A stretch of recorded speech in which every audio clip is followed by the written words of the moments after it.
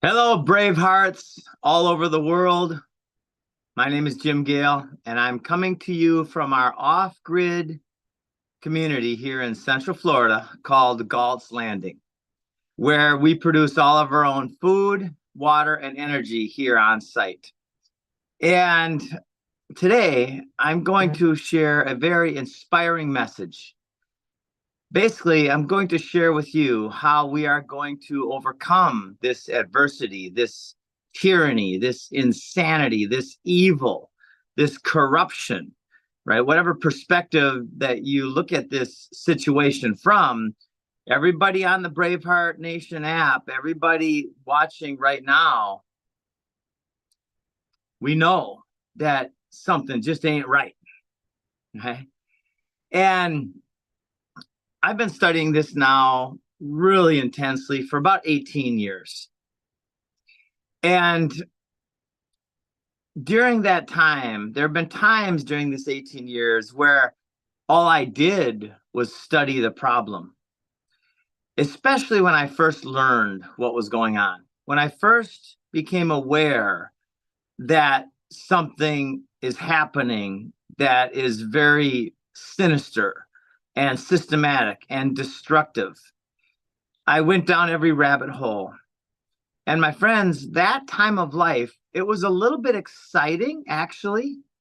It was also a little bit stressful. And it was not very productive. Why is that? Well, I simply was spending most of my waking hours. This is back in 2007, 2008, when I first learned. I was spending most of my waking hours researching the problem. And of course, when you're going to be online and flicking and watching videos and questioning things all day, you're not going to be doing something else. And imagine the amount of productivity, the change in productivity in our world because of these technological tools that we have, right? These phones. And this particular phone that I have, it has an apple with a bite out of it.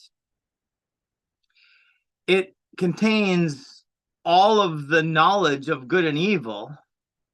And they want to put it in a chip and put it in your brain. Not my brain. I'd rather stick with GI, right, over AI. Anyway, the productivity of humanity has went down astronomically in some ways. And in other ways, the productivity is going up with help from technology, right? So I'm not suggesting that we throw the baby out with the bathwater.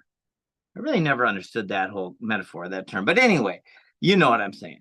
I'm not suggesting that we disregard the good that can come from these technologies. I'm able to chat with you right now from, in some cases, on the other side of the world. And that's a beautiful thing. I'm just pointing out that if you are spending all of your time or a lot of your extra time with AI, with the computer screen, instead of with people and nature and yourself, how does that make you feel? Do you feel more healthy or less healthy now than you did before you started scrolling, before you started waking up? Well, that's a simple question, and it's a simple answer. And you know the answer. So if you're feeling more healthy, more alive, more awake, more productive, then keep doing what you're doing. If you're feeling stress or dis-ease like the vast majority of people around the world, then it's time to make a change. And I would suggest that that change starts in your heart, and it starts in your heart, truly, right? It starts with this expansion of awareness, and it starts with faith and courage, right? Yes, there are a group of evil people that are trying to destroy life on Earth. and they are led by an entity called BlackRock, right? Which is not only the name, it is the intention, which is run, by the way, by a computer named Aladdin, right? And on top of that, there might be layers that I'm unaware of or that I don't really speak about that much because I don't know what I don't know. But we definitely know that the systems are unsustainable. And I know for certain that you and I are the solution to this unsustainable way of living. How do we become the solution? How do we follow Gandhi's advice, be the change? Well, it's the most joyful, healthy, logical thing you could ever do is take all of the poisons out of your life right now, right? Don't plan to do it next week or next month or next year. Forget the New Year's resolution. Now is the time to take the poisons out of your life. And that will leave a gap, that will leave a void. And if you can fill that void with something that is beneficial and life enhancing instead of that will lead to death, then you've won, right? So the ultimate poison is the poison of fear. You either have faith or you have fear. Which one would you rather have? We could get really scientific about this. When you're in a state of fear, then your certain chemicals are up, like adrenaline. And I believe cortisol. I know Dr. Wolf would know this very well. But you get the main point is when you're in a state of fear, then the chemicals that are going through your body are preparing yourself for fight. And when we do not use our energy wisely, then our bodies get bound up with this stress-producing chemical, multiple chemicals. And that creates dis-ease, which is the exact same thing as disease. And that's why life expectancy for humanity has went down by 4 to 6 years just in the last 4 years, right? Life expectancy has went down by an average of 1 year every year for the last 4 years. If that trend continues, well, then that's the end of humanity pretty quickly. So what's the solution to that? It starts with faith and courage. It starts with saying no to the poisons and yes to yourself, yes to love, yes to nature, yes to service and contribution and family and joy and stewardship of our land. So I'll give you a quick view of where I'm sitting right now. This is a baby food forest, right? This food forest was planted about 28 months ago. You see these trees over here, the banana patch and the ice cream bean and the Mexican sunflower and the zapote and figs and avocados and lychees and longans and Jamaican cherries and Pakistani mulberry and more bananas. And there's actually 250 different types of foods growing right here. And it's way less maintenance than a lawn. And I just walk around now that it's a little bit more mature, right? For the first year, there was almost no fruit. And then during the second year, we started getting some fruits. Now it's just barely the start of year 3. And I can walk outside anytime and there's food growing everywhere. This is an ice cream bean. This plant, I'll show you this. This is one of nature's most prolific and abundance producing pioneers. A pioneering plant is a plant that can grow well in adverse conditions. It can grow well in poor soil. and it provides multiple benefits. This tree, and I just, in fact, there's one right behind me there. That tree right there's an ice cream bean, and then there's another one right over the solar panels here. That's an ice cream bean. 2.5 or 2 years ago, just over 2 years ago, there was nothing there. But I froze up a little bit. All right. A couple of years ago, there was nothing there. And now this tree is providing a massive amount of food. Check that out. Now, you take these beans out of here, right? Oh my gosh. That is nature's medicine right there. Now, check this out. There's one in there. You see that little green thing that's right? I'll show you. I'll get a little close up. All right, you see that right there? That seed is already germinating while it's still in the pod. So what does that mean? That means you can count the seeds in this ice cream bean pod, but you cannot count the ice cream beans in the seed. This seed has the potential to feed the world over time because it's exponential. The best investment that we could ever make is the investment in our natural resources all around us. Well, first, starting with yourself. The best investment you can ever make is to love yourself. Like Dr. Wolf says all the time, love yourself. That isn't just a woo-woo, let's just love ourselves. No. It's logical. It's scientific. It's the only way to thrive is starting in your heart and your mind. Forgive yourself, but I did some bad shit once.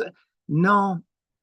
Okay, yes, you might have done some things that you feel humiliated about, that you feel shame about. We've all messed up. We've all made mistakes. But at the time that we chose a particular action, even if we look back on it now and say, how could I have done that? And I've got those experiences as well. Everybody does. We did the best we could with what we had at that time, right? You can argue with that all day long, but every single decision that we make, every single action that we take, in the moment of taking that action, that's the best that our minds could come up with because we simply were not aware of a better choice at that time. Right? This is the first presupposition of neurolinguistics. Everybody always does the best they can with what they've got at the time. By the way, if you want to come here and visit and have some ice cream beans, it's Galt's Landing.farm, Galts Landing.farm. We have 5 tiny homes here. We have another set of larger homes here. We've got, it's paradise. We're on a private 430-acre lake. We've got the only dock on the lake. And we are demonstrating the solution to all of the world's biggest problems at scale. Now, this is where it gets really exciting. So we have assembled and attracted what we are calling the Earth Council.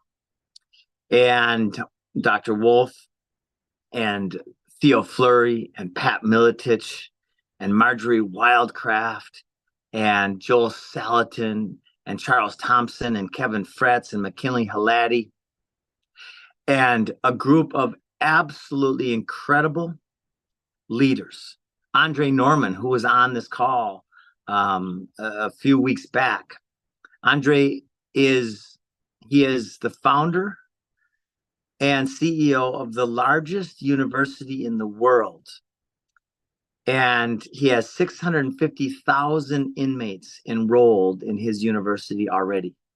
He spent 14 years behind bars in maximum security prison, quite a bit of that time in solitary confinement because he was a real bad guy. Then he had an epiphany while in solitary that he was going to get out and go to Harvard. He did. 25 years later, he's now one of the world's leaders, the world's leader for sure, in my knowing of prison reform. And so how do we catalyze a shift in awareness that leads to mass adoption of ascension of consciousness, of taking the poisons out and using our resources wisely? Well, I'll give you one example, and everything fits into this one beautiful example. So let's just take the prison system. The prison system is one of the biggest liabilities on humanity. And in the United States, we have more inmates incarcerated than I believe any country in the world, right? The freest nation in the world has more inmates incarcerated. 60% of them are in for nonviolent crimes. The cost per inmate to the taxpayer, to the slave, is $60,000 to $100,000 per year. Now, think about this. These inmates share like an 8x8 cell, and a lot of times it's 2 inmates per cell, and they get crappy food. How is it possible that it costs us an average of, let's say, $75,000 per year to put an inmate in that system? Well, it's obvious. Corruption. The whole thing is a money system. It's a debt and enslavement system. So, how do we turn the problem into the solution? Well, Andre has 650,000 inmates with their own little iPad gadgets, and he controls what goes on those iPads so the inmates can learn what they need to learn to get out and be productive again. Now, when you combine that with multiple studies that have been done, where when inmates learn a trade while in prison, and specifically when inmates practice gardening and growing their own food, there's been multiple studies that show that when an inmate gets into these programs for 2 or 3 years or more, the recidivism rate, the reincarceration rate, will fall by 60+%, some cases more than 70%, which is incredible. That right there is the end of the majority of crime. So how do we take that system and how do we expand on it? How do we integrate all of the Earth Council skill sets, right? Well, let's go to Theo Fleury. Theo Fleury was a 6-time world champion hockey player, led his team, and Theo experienced massive trauma when he was a young player. He was raped many times, and he is now one of the world's leading speakers on trauma and how to resolve trauma, right? So one of the first things that we teach these inmates is, it's kind of like, reminds me of Good Will Hunting, when Robin Williams finally got through to Matt Damon. I can't remember their characters' names in the show. And Matt Damon started crying. Robin Williams says, "It's not your fault. It's not your fault. It's not your fault. And I'm sharing that with you. It's not your fault. You did the best you could based on your cultural conditioning, based on your programming, and based on your trauma, right? Based on everything that made up you and who you were, you chose the best choice you could at that time." Does that mean we should forgive inmates or forgive people who do violent things? Well, it does. It does not mean that we should allow them to still be in society. It does not mean that we should just say, keep doing what you're doing. No, I'm not saying that. I'm saying forgiveness is your own act of healing. Forgive yourself, forgive everybody. That's the first step.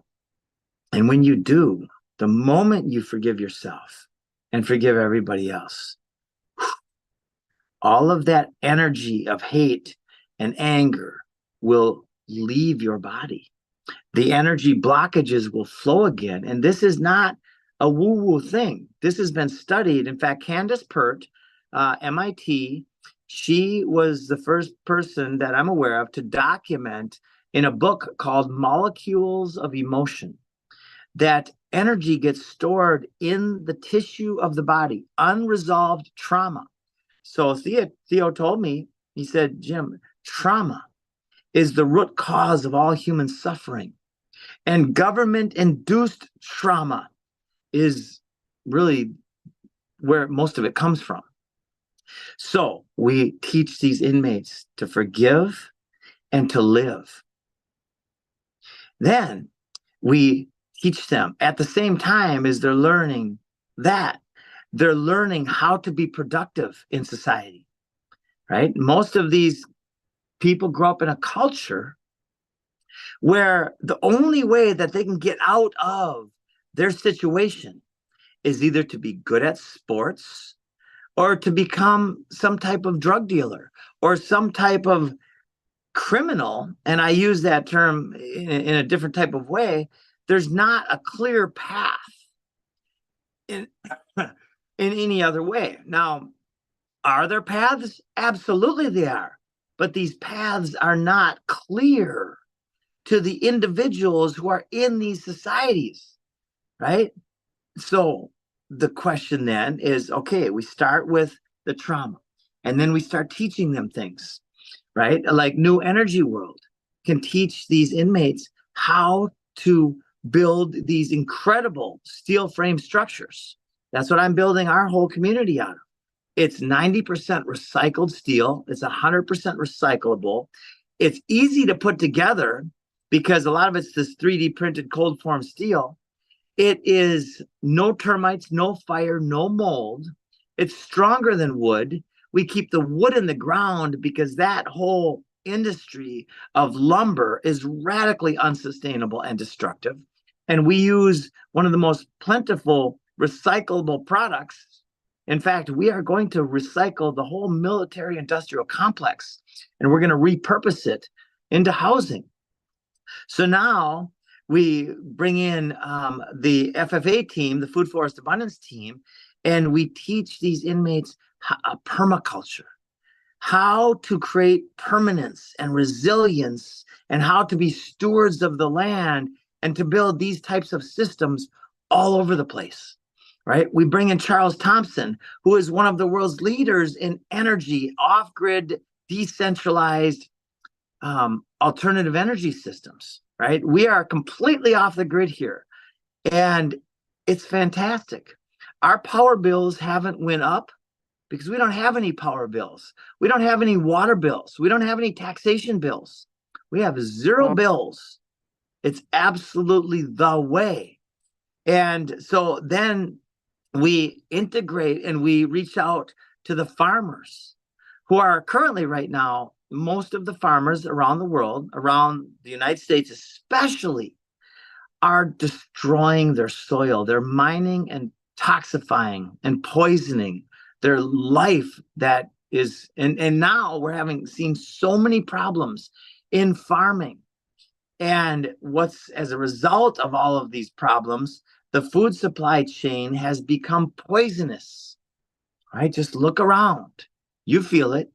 When you eat crappy food, you feel crappy, right? So we integrate all of the different solution providers, right? Marjorie Wildcraft has spent decades helping people grow food in their yards, right? Marjorie has been, Dr. Wolf has already shined a light on Marjorie Wildcraft's work, and Marjorie will be part of the Braveheart Nation.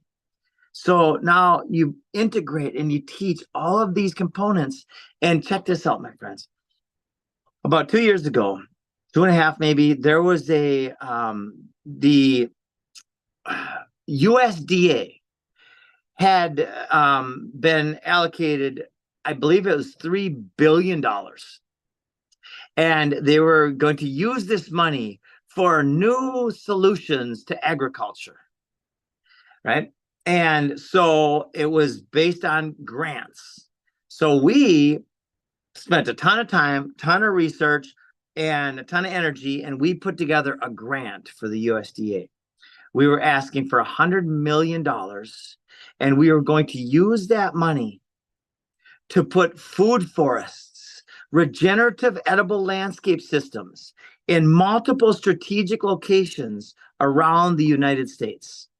We reached out to our network, and over 300 people were willing to donate land under the terms that we suggested. And they were very simple.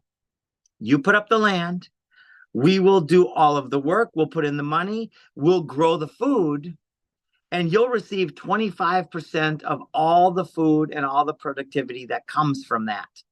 The land that they were donating was currently not productive for the most part, right? Out of the 300 people, a few of them might have had productive land, and they were willing to make it more productive. So they said, yes, I'll put up the land. 300 people in a very small group setting said, I will give up land for this, because they saw the benefits of it. So we had the solution to all of the world's biggest problems demonstratable. We had the land donated. We had all of these pieces ready to go. We did not get the money. Why? Who got the money? Pepsi. Pepsi Cola got the money, they were awarded the biggest grant for their, and guess what? It was all part of the BlackRock system. It was all about a new poison that was supposed to do better than the old poison.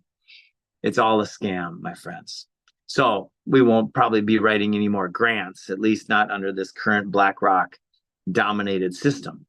But that's the point, is we must go outside of this system.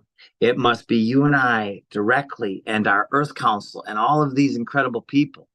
That is how we change the world, not by counting on the systems that enslave us, but by creating a new model that makes this current model obsolete. So imagine this. Now we create a supply chain, a whole chain. So we teach the inmates, thanks to Andre Norman's Second Chance University, how to be very productive, how to grow food. The inmates then start actually growing food in the prisons.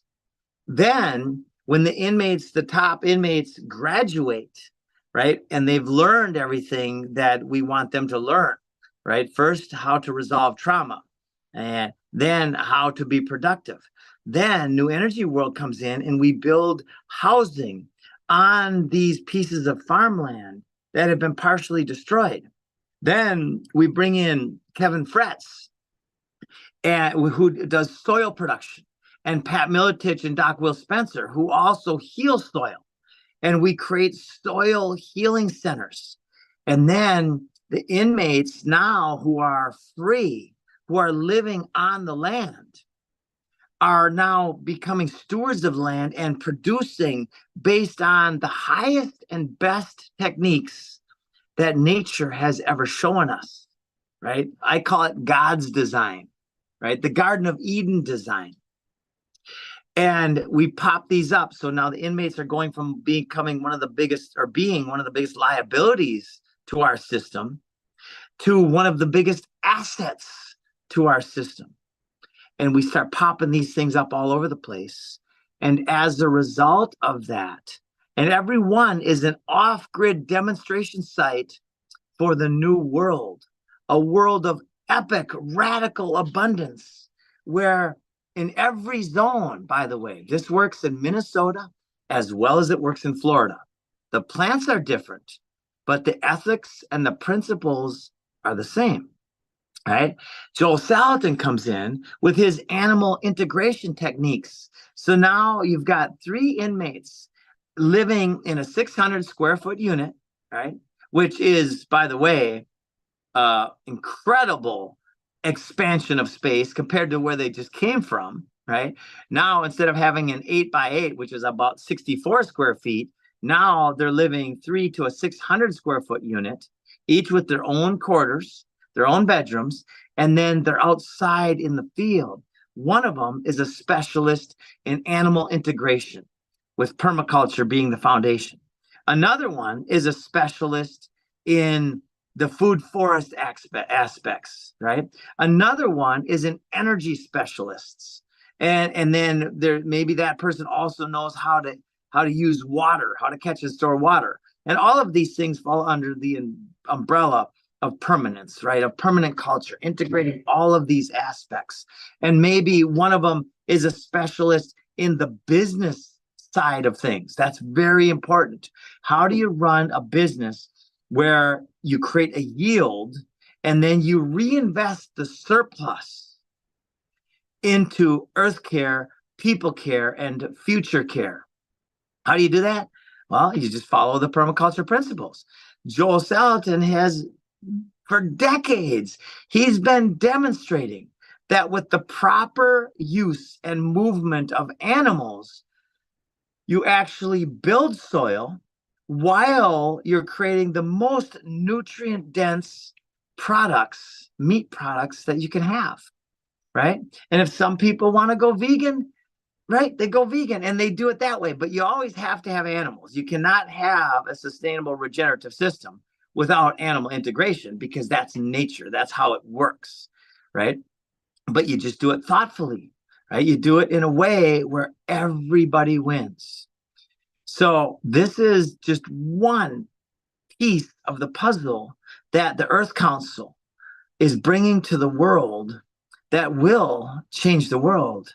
And abundance, my friends, is the answer to scarcity.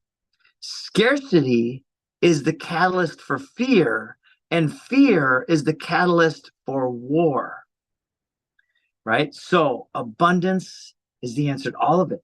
How do we achieve that? Well, we're talking about that right now. By you and I taking steps. If, by the way, if you know any farmers that might be interested in giving up maybe 5 acres of their 100 acres or 200 acres for this scenario, right? And this is you could even turn this into a part of your business. You can interview these inmates. And by the way, this blew my mind about, I don't know, this was a long time ago now, 20 some years ago now. I was invited into a thing. It was something, second chance, something or other. I don't remember the name of the program, but I was in Minnesota, and a friend said, "Hey, Jim, we're going to go into the prison, and we're going to bring some troubled youth that have been in the courts as minors for doing some criminal activity." I don't know exactly what it was, didn't matter. What I knew was that they had a program where they would bring these troubled youth into the prisons to meet with the inmates, the prisoners.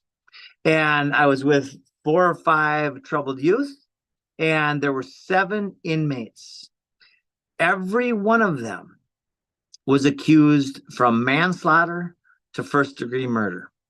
And we are sitting talking in a room the size of this deck, right? There were no bars between us. And these inmates each told their stories about how they came to be in prison. They told their stories about why they got in prison, who they killed and why and how, right? One guy was a gang leader, and he will be imprisoned for life, according to him.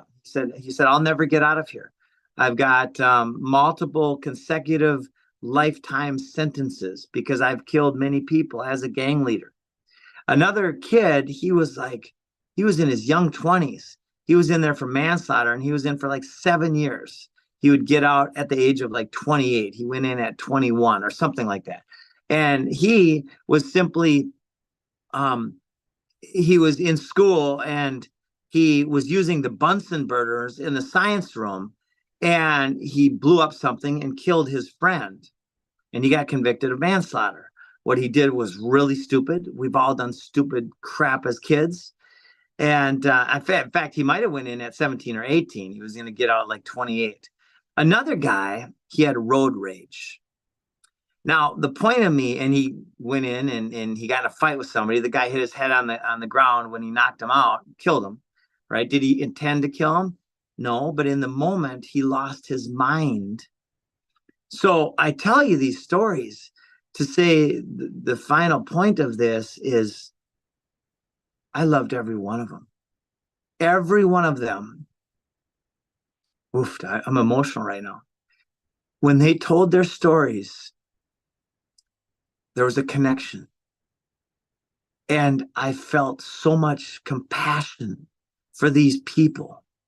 They were humans, they were good people who did some really bad stuff years ago. And they were suffering the consequences of their actions, but they were good people. And these were murderers.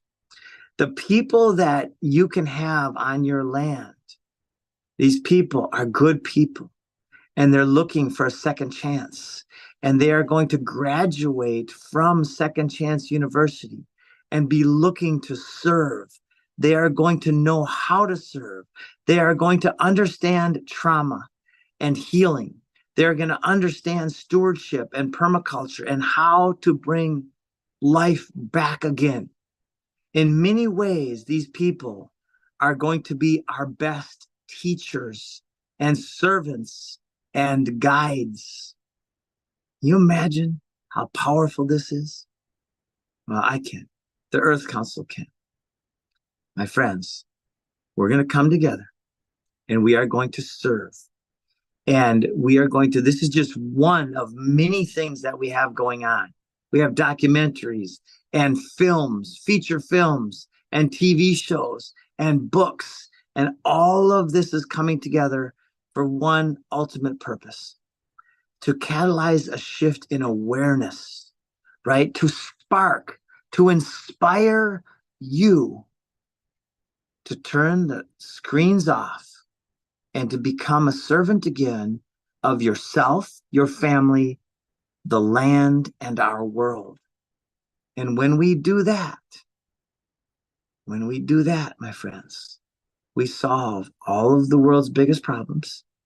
And we are ushering in a new phase of humanity, right? The old systems are crumbling as they must, and they are being replaced by one of two things: complete enslavement, tyranny, and black rock, or the Garden of Eden everywhere, a place of radical, exponential abundance and creativity. Imagine what we can achieve when we walk away from, turn our backs on, turn our other cheeks on the war machine. Imagine what we can achieve together when we turn towards this way. Everybody wins this way. So I invite you to join us. Braveheart Nation, the Earth Council. Start by taking the poisons out right now. If you use any poisons, let's say you have a lawn and you have True Green or Massey come in and spray your lawn with poisons once a quarter or once a month. Call them up today and say, I no longer want your services. And while you're talking to the person on the other end of the phone, in a very friendly tone, because they're just looking for a paycheck, say, and they probably have family and kids too, say, hey, I've learned that the products that you are putting in are destroying our aquifers. They're destroying our health. They're destroying our world. And what we would like to do is stop this service. And I'd like to invite you from within those corrupt and destructive entities to invite you to use things like environautics, use fertility juice instead of poisons, right? One leads to the death of everything and the other one leads to life. And then when you see your neighbors spraying, invite them very pleasantly. Say, hey, you know what I've learned? I quit using that stuff because what I've learned, and it's very well documented, by the way. In fact, if you want to have some stats, go look up how much has Bayer or Monsanto paid for glyphosate in court actions. It's over $11 billion that have been awarded to plaintiffs And here's what blows my mind. Those products are still on the shelves in the United States. Go to the people at Home Depot and Lowe's and Walmart and any place that you see them selling these cancer in a bottle, and share with the people that are running those stores. You're selling death right here. And we have a better thing. Now, don't attack them. Don't get angry and scream at them. They're just ignorant. They're doing the best they can based on their ignorance, just like we all do, right? It's time to enlighten, encourage, and empower people with this knowledge, and then always leave them with something inspiring. Don't ever leave somebody just feeling shitty, right? Because that will only, it'll have a boomerang effect. And a lot of times the boomerang is going to hit you back in the back of the head, right? Or right in the nose. So don't do that. Instead, always leave people with a solution, because then they have something to focus on that's regenerative. All right. So I love you. Have a great day. It's time to be the brave heart that you are. Stay true, stand with faith and courage, say no to all forms of tyranny, and have a great day. Ciao for now.